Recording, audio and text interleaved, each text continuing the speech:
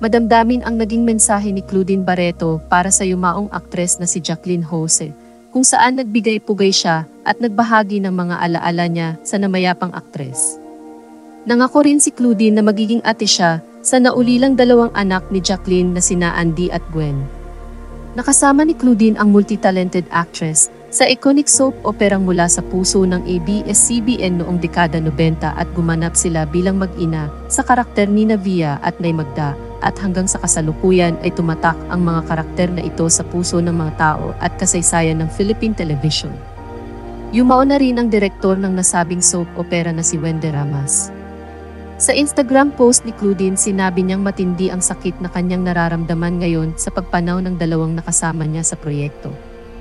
Mamimiss niya raw ang aktres kung paano ito pumupunta sa kanyang bahay. Kapag raw may pinagdadaanan siya ay takbuhan niya si Jacqueline. Buong post ni Claudine, February 29 Derek Wen left us. March 2 Nanay Jane, you left us. You left me. I'm in unbearable pain. Everything is painful. You left 11 houses down from my house. I will miss you coming up to my room. Tulog ako, tatabihan mo ko. Pag nagising ako, sasabihin mo, anak, na miss ka lang ni nanay. Andito lang ako, tulog ka pa, di ako aalis nang di kita napapatulog. Pag may pinagdadaanan ako, tatakbo ako mula bahay ko papunta sa bahay mo.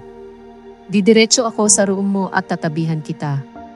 Sabay sabi na pwede dito muna ako. Yayakapin mo ako ng mahigpit.